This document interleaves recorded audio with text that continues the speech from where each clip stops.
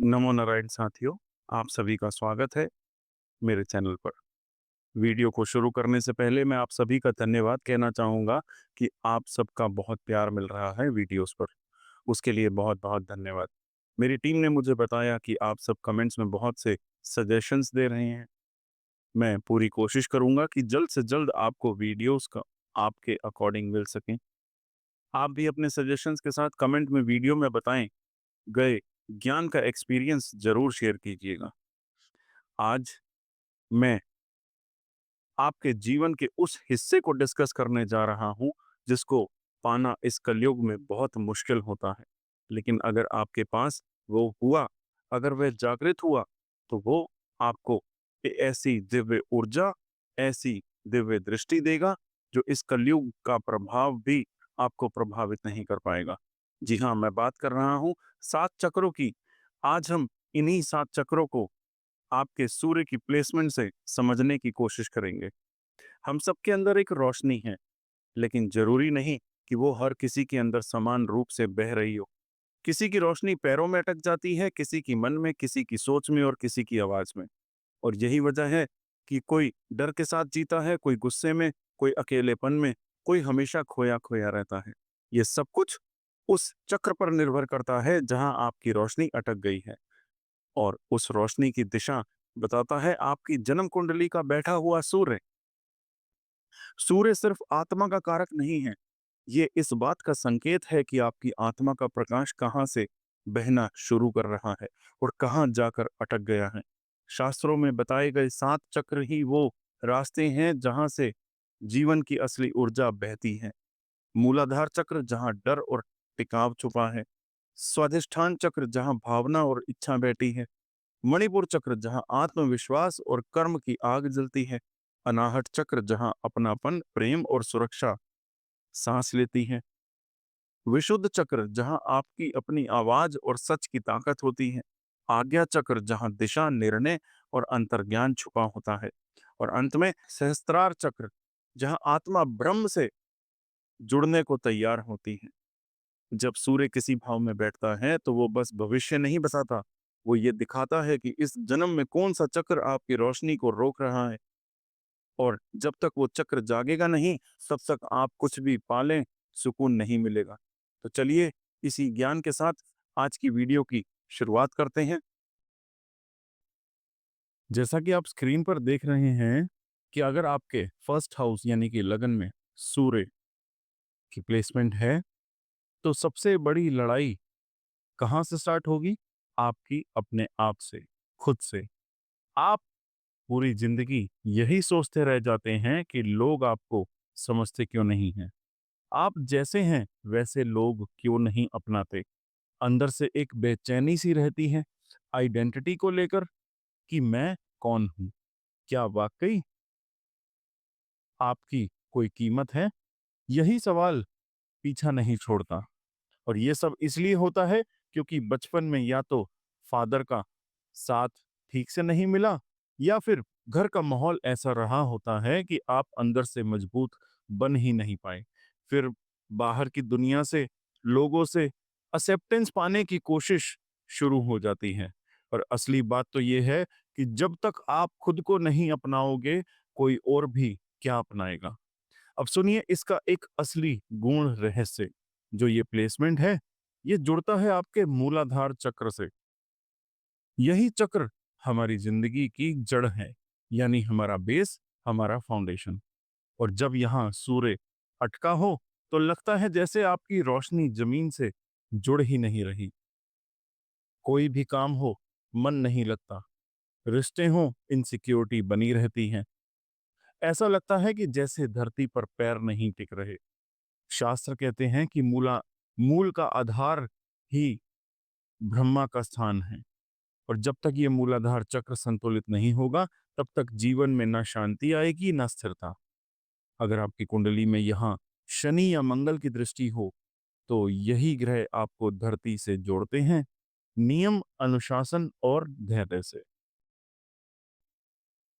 देखिए, सूर्य दूसरे घर में प्लेसमेंट लेता है तो जिंदगी में एक सवाल बार बार आएगा। आप इतनी मेहनत करते हैं, फिर भी सही रिजल्ट क्यों नहीं मिल रहा?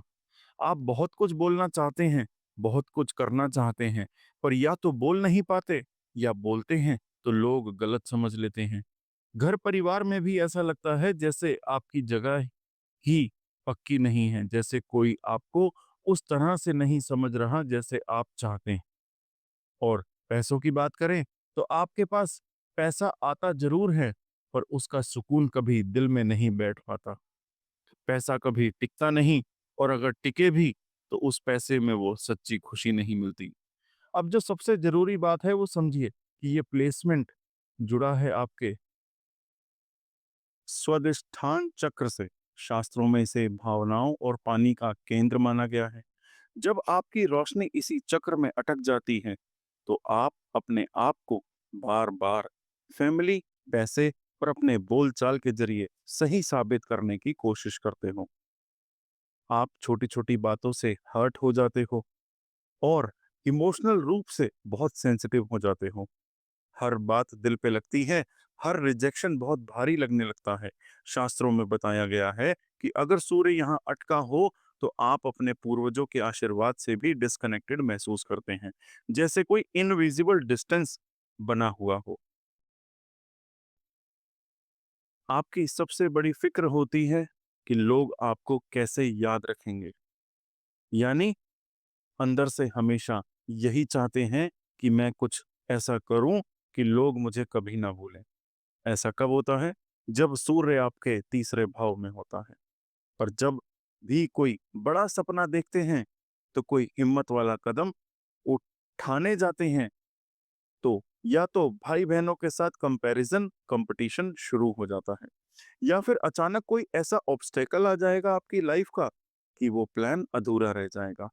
आप बड़े पैशनेट हैं, माइंड में हर चीज का पूरा ब्लूप्रिंट बनाते हैं, लेकिन उसे पूरा करने में डिले होता चला जाता है और धीरे धीरे मोटिवेशन भी कम हो जाता है। कभी लगता है कि सब अचीवेबल है, तो कभी लगता है कि आप कर भी पाएंगे क्या। अब इसे गहराई से समझिए। ये प्लेसमेंट जुड़ती है आपके मणिपुर चक्र से। शास्त्रों में इसे तेजोमयी नाभि यानी आत्मबल और कर्म का केंद्र कहा गया है। जब इसी चक्र में रोशनी अटकती है तो इंसान या तो सबसे जरूरत से ज्यादा कॉन्फिडेंट हो जाता है, जो असलियत से काट देता है, या फिर इतना डर जाता है कि खुद पर भरोसा ही नहीं कर पाता। यही से जिंदगी में अटकाव शुरू हो जाता है। ना इच्छा पूरी हो पाएगी, ना मन को संतोष मिलेगा। यजुर्वेद में कहा गया है कि नाभि में स्थित अग्नि ही जीवन की दिशा तय करती है। जब ये अग्नि यानी मणिपुर चक्र संतुलित होता है तब इंसान अपने हर कर्म को रोशन कर पाता है। सूर्य फोर्थ हाउस में, इस जगह पर सूर्य हो तो आपकी असली घर वाला सुख पूरी तरीके से नहीं मिल पाता। यानी घर तो होता है पर वो दिल की शांति, वो अपनेपन वाला एहसास कहीं खोया रहता है। आपका बचपन अक्सर इमोशनल टेंशन में बीतता है। या तो माँ और पिता के बीच तनाव होगा, या घर का माहौल ऐसा होता है कि बच्चे के दिल में एक खालीपन बैठा जाता है। आगे चलकर आप लाख कोशिश करें फिर भी अपने लिए वो अपना सा कोना, वो मेंटल स्पेस ढूंढ नहीं पाते। रिश्ते होते हुए भी एक दूरी महसूस होती है और इमोशनल सिक्योरिटी कभी पूरी नहीं बन पाती, जैसे मन हमेशा अधूरा ही रहता है। अब इसे आध्यात्मिक रूप से समझिए। ये प्लेसमेंट जुड़ा है अनाहट चक्र से, जिसे शास्त्रों में हृदय कमल कहा गया है।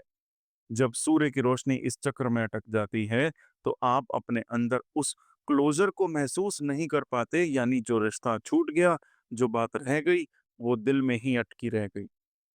आप प्यार करते हैं पर कहीं ना कहीं अधूरा महसूस करते हैं, जैसे दिल से कुछ मिसिंग है। जब ये चक्र संतुलित होता है तभी आप सही मायनों में खुद से और दूसरों से प्रेम कर पाते। देवी भागवत में इसे त्रिपुर सुंदरी का स्थान कहा गया है। और जब यही जगह कमजोर होती है तो आपके जीवन में अपनापन, सुरक्षा और इमोशनल गहराई की कमी बनी रहती है। पंचम भाव की बात करते हैं। देखिए, पंचम भाव में अगर सूर्य होता है, तो इस जगह पर सूर्य को आपकी सबसे बड़ी चुनौती होती है अपनी बात को सही ढंग से रखना। यानी या तो ज़रूरत से ज़्यादा बोल जाएँगे, जिससे सामने वाला चिढ़ जाता है, या जब बोलना चाहिए वहाँ चुप रह जाओगे आप। अपने बच्चों से उम्मीदें इतनी ज़्यादा होती हैं कि वो एक्सपेक्टेशंस रिश्ता ही बोझ जैसा बना देती हैं। अंदर से बहुत सारी सोच, बहुत गहराई होती है, लेकिन जब उसको बाहर निकालने की बात आती है, तो आवाज़ अटक सी जाती है। कई बार तो दिमाग में क्रिएटिविटी होती है, आइडियाज़ भी होते हैं, पर उसे ज़ाहिर करने की ताकत ही नहीं बचती। और यही वजह है कि आप धीरे-धीरे अंदर ही अंदर खुद को ही एक क्वेश्चन करने लगते हैं। अब इसे आध्यात्मिक रूप से समझिए। ये सूर्य जुड़ा होता है विशुद्ध चक्र से। जैसे वेदों में आकाश तत्व का द्वार कहा जाता है। जब रोशनी यहीं अटक जाती है तो व्यक्ति बोलने से डरने लगता है। उसे लगता है कि मेरी बात का कोई मोल नहीं, फिर लोग मेरी बात समझेंगे नहीं। इससे आपके अंदर छिपा टैलेंट भी दब जाएगा। जब तक ये चक्र जागृत नहीं होता, तब तक आप अपने ही हुनर को दुनिया के सामने नहीं ला पाते। शास्त्रों में तो ये भी कहा गया है कि वाणी में जब सत्य, प्रेम और संयम हो, वही सच्चा तप होता है। यानी कि जब ये चक्र संतुलन में आता है, तभी आपकी आवाज में ऐसी शक्ति आती है, जो सीधा दूसरों के दिल तक जाए। अब छठे भाव की बात करते हैं कि अगर सिक्स्थ हाउस में सूर्य हो, तो ये आपकी ज़िंदगी जैसे हमेशा एक लड़ाई बन जाएगी। हर जगह कोई ना कोई विरोध करने वाला मिल ही जाएगा। ऑफ़िस में, घर में या काम के बीच में, कोई ऐसा ज़रूर होगा जो बार-बार आपकी मेहनत को नीचा दिखाने की कोशिश करेगा। आपके मन में फ्रस्ट्रेशन बहुत जल्दी भर जाएगी। छोटी-छोटी बातों से भी झुंझलाहट होने लगती है। कई बार हेल्थ इश्यूज़, डाइजेशन की प्रॉब्लम या फिर ओवरवर्क की वजह से मन ही मन भागने का मन करता है। जैसे आप थक चुके हो, पर थकान ज़ाहिर नहीं कर सकते। धीरे-धीरे ये आदत सी बन जाती है कि अंदर ही अंदर झेलते रहो, बिना कुछ बोले। अब इसे आध्यात्मिक रूप से समझिए कि ये सूर्य जुड़ा होता है मणिपुर चक्र से, जो हमारे कर्म और आत्मबल का केंद्र है। जब यही चक्र ब्लॉक्ड होता है, तो आपको हर काम करने में बहुत स्ट्रगल महसूस होती है। जो चीज़ औरों को आसानी से मिल जाए, वही आपको पसीना बहा कर लेनी पड़ती है। हर जीत एक युद्ध जैसी लगती है और यही थकावट धीरे-धीरे मन पर भारी पड़ने लगती है। पुराणों में साफ लिखा है, जितने भी हमारे पुराण हैं, उनमें क्लियरली ये चीज़ मेंशन है कि शत्रु बाहर से नहीं, भीतर से उठता है। यानी जब तक ये चक्र जागृत नहीं होता, इंसान अपनी ही ऊर्जा से लड़ता रहता है और उसी में थक जाता है। अगर आपका सूर्य 7वें भाव में है, तो अब इसे समझिएगा बहुत ध्यान से। आप सबसे ज़्यादा स्ट्रगल करते हैं रिश्ते में खुद को साबित करने को लेकर।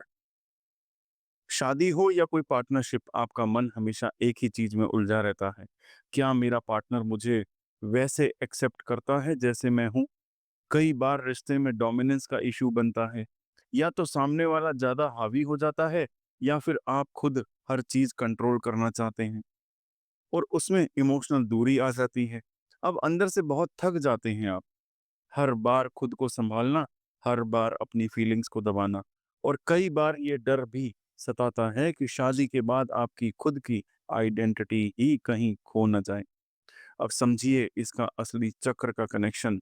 ये सूर्य जुड़ता है आपके अनाहत चक्र से, यानी कि हृदय का केंद्र। जब इसी चक्र में रोशनी अटक जाए, तो प्यार तो दिल में होता है, पर या तो वो एक्सप्रेस नहीं हो पाता, या फिर जब आप जाहिर करते हैं, तब सामने वाला समझ नहीं पाएगा। और इस मिसअंडरस्टैंडिंग में रिश्ते बोझ बन जाते हैं। कोई एक्सट्रीम बनता है, या बहुत ज़्यादा इमोशनल, या बिल्कुल डिस्कनेक्टेड।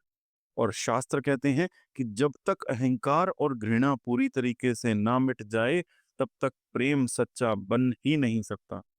यानी जब ये चक्र संतुलित होता है, तभी इंसान रिश्ते में ना खुद को खोते हैं और ना ही दूसरों से दूर होते हैं। अष्टम भाव के सूर्य की बात करते हैं। ये प्लेसमेंट बहुत ही महत्वपूर्ण है। इस जगह पर सूर्य हो तो जिंदगी में बहुत कुछ बिना बताए बदल जाएगा। आप अक्सर बोलते नहीं, पर आपके अंदर बहुत कुछ चल रहा होता है। क्या? दर्द, डर और एक अजीब सा खालीपन। आपकी लाइफ में एम्प्टीनेस बहुत होती है। कभी कोई अपना बहुत अचानक दूर हो जाए, तो कभी जिंदगी की दिशा ही बदल जाती है बिना किसी वजह के। सबसे बड़ी लड़ाई होती है कंट्रोल के साथ। यानी मन हमेशा यही चाहता है कि सब कुछ मेरे हाथ में रहे, पर अंदर ही अंदर डर ये भी होता है कि अगर सब कुछ एक झटके में चला गया, तो यही डर, यही बेचैनी इन्हें अंदर से हिला देती है। अब इसे समझिए, उसके मूल से ये प्लेसमेंट जुड़ी होती है मूलाधार चक्र से, जो जिंदगी की नींव है। लेकिन जब सूर्य यहाँ आता है, तो ये चक्र जागता जरूर है, पर अक्सर किसी ट्रॉमा या गहरे झटके के जरिए। व्यक्ति अंदर से इनसिक्योर हो जाता है, भरोसा करने में डर लगता है, और ऐसा लगता है कि जैसे जमीन ही खिसक गई हो। और यही वजह है कि ऐसे लोग स्पिरिचुअलिटी या तांत्रिक मार्ग की तरफ खिंचते हैं, क्योंकि उन्हें लगता है कि कुछ गहराई में ऐसा है जो बाहर की दुनिया नहीं समझती। हमारे शास्त्र भी यही कहते हैं कि जब सूर्य अष्टम में हो, तो जीवन रहस्य बन जाता है, और उस रहस्य को समझने की तलाश इन्हें दूसरों से अलग और भीतर से बेहद गहरा बना देती है। नवम भाव में सूर्य। आप बाहर से बहुत तेज और समझदार लगते हैं, पर अंदर से अक्सर एक उलझन में होते हैं। मैं कौन सा रास्ता पकड़ूं? जिंदगी में रास्ते तो बहुत दिखते हैं, लेकिन कौन सा सही है, ये क्लैरिटी नहीं बन पाती। कई बार ऐसा होता है कि पिता या कोई गुरु जैसी हस्ती का प्रभाव इन पर बहुत ज्यादा होता है। आप अपनी सोच से कुछ बड़ा करने की हिम्मत ही नहीं कर पाते, या कभी-कभी उनके साथ तनाव भी रहता है, जो अंदर ही अंदर आपको तोड़ता रहता है। और सबसे बड़ा अफसोस तब होता है जब आपके पास ज्ञान तो बहुत होता है, पर डायरेक्शन नहीं। आप इसे समझिए, ऊंचाई से ये सूर्य जुड़ा होता है आज्ञा चक्र से, जिसे शास्त्रों में दिव्य दृष्टि का द्वार या ज्ञान का चक्र भी कहा गया है। जब ये रोशनी इस चक्र में अटकती है, तो इंसान को ये समझ ही नहीं आता कि अब किस ओर चलना है या किसकी सुननी है। मन, समाज या गुरु। इंट्यूशन यानी आपकी आत्मा की आवाज से कनेक्शन टूटने लगता है, और इंसान बस हर चीज को समझते हुए भी डायरेक्शन लेस महसूस करता है। शास्त्रों में लिखा है कि दृष्टि भी तभी दिव्य होती है जब अहंकार शून्य हो। यानी जब तक ईगो, कंपैरिजन और भ्रम नहीं हटता, तब तक ज्ञान भी बोझ ही बनता है। कर्म भाव में सूर्य, दशम भाव में सूर्य। आइए समझते हैं कि इस जगह पर सूर्य हो तो आपकी पूरी जिंदगी एक ही चीज के इर्द गिर्द घूमती है, काम और पहचान।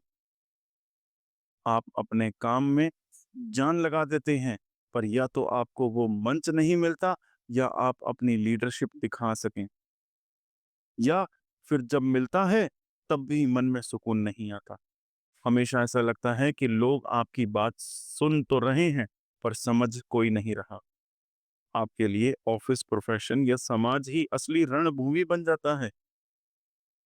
हर दिन खुद को साबित करना पड़ेगा, और इसी चक्कर में फ्रस्ट्रेशन धीरे धीरे अंदर बैठ जाती है। इसका असली कारण है क्या? ये प्लेसमेंट जुड़ा है विशुद्ध चक्र से, जो हमारे एक्सप्रेशन और सत्य बोलने की ताकत का केंद्र है। और जब सूर्य की रोशनी यहाँ पर अटकेगी, तो व्यक्ति के पास कहने को बहुत कुछ होता है, लेकिन कह नहीं पाता। कहे तो लोग उसे सीरियसली नहीं लेते। एक अजीब सी चुप्पी बनने लगती है। आवाज तो है, पर असर किसी और का ही चल रहा है। और यही बात पुराणों में भी कही गई है कि विशुद्ध में स्थित वाणी ही नारायण का द्वार है। यानी जब ये चक्र संतुलित होता है, तब आप अपनी बात को सिर्फ कहते नहीं, बल्कि दुनिया आपको सुनती भी है और समझती भी है। अब देखिए, लाभ भाव में सूर्य यानी कि 11वें भाव में सूर्य, इस जगह पर सूर्य का होना, सूर्य की प्लेसमेंट आपकी सबसे बड़ी पहचान बनती है। आपके अपने दोस्त, आपका अपना सपना और आपका सोशल सर्कल। यानी आपको जो मान सम्मान या सक्सेस मिलती है, वो आपको लोगों से, आपके डिजायर से जुड़ी होती है। लेकिन यही सबसे ज़्यादा तकलीफ भी देता है, क्योंकि जब कोई दोस्त साथ छोड़ दे या कोई सपना अधूरा रह जाए, तो आप अंदर से टूट जाते हैं, बिखर जाते हैं। आपके लिए उम्मीद ही सब कुछ होती है, और जब वही उम्मीद जवाब दे दे, तो दिल बहुत जल्दी टूटता है। आप अपना सर्कल तो बनाते हैं, लेकिन उस सर्कल को सँभाल कर रखना आपके लिए एक इमोशनल स्ट्रगल बन जाता है।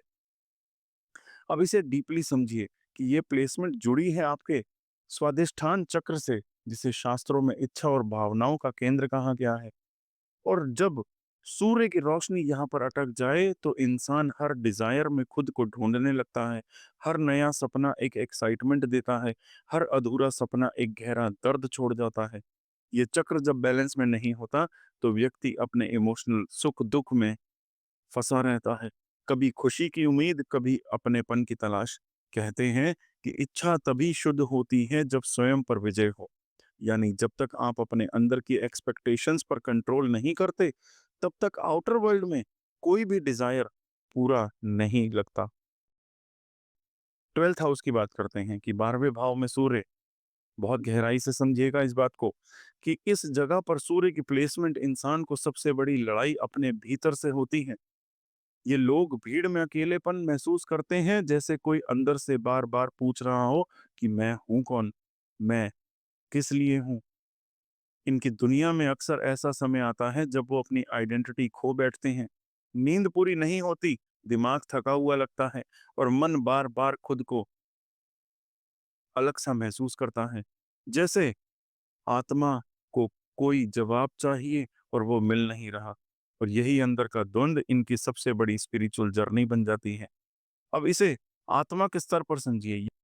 ये सूर्य जुड़ा है सहस्त्रार चक्र से, जो हमारे ब्रह्मा से जुड़ने का द्वार है।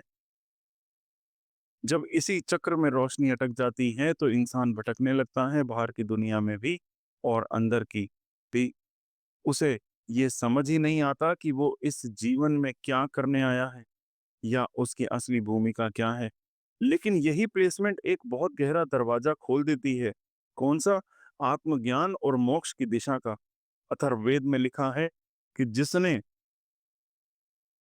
अपने सहस्त्रार को जगा लिया, उसके लिए मोक्ष भी एक प्रार्थना बन जाती। यानी जब ये चक्र जागता है, तो इंसान दुनिया से नहीं, अपने आप से जुड़ जाता है। अब जब आपने समझ लिया कि आपकी रोशनी किस चक्र में अटक गई है, तो अब ये भी समझिए कि असली काम अभी शुरू हुआ है। ज्योतिष का मतलब सिर्फ ग्रहों की स्थिति जानना नहीं, बल्कि ये समझना होता है कि कहाँ पर आपकी आत्मा रुक गई है और किस दिशा में उसे बहने देना है। जब सूर्य भावों में बैठकर हमें चक्रों का संकेत दे सकता है, तो वो हमें बस डराने नहीं, जगाने आया है। अगर आपको लगा कि इस वीडियो में कुछ ऐसा था जिसने आपको सही दिशा दिखाई, तो उसे यही मत रोकिएगा। लाइक करिएगा, शेयर करिएगा और सब्सक्राइब तो जरूर करिएगा। क्योंकि जब आप ऐसा करते हैं, तो आप एक ऐसी रोशनी को फैलाते हैं जो किसी और के रुके हुए चक्र को भी खोल सकती है। ईश्वर से यही कामना है कि आपकी रोशनी बहती रहे, बिना रुके, बिना डरे। नमो नारायण।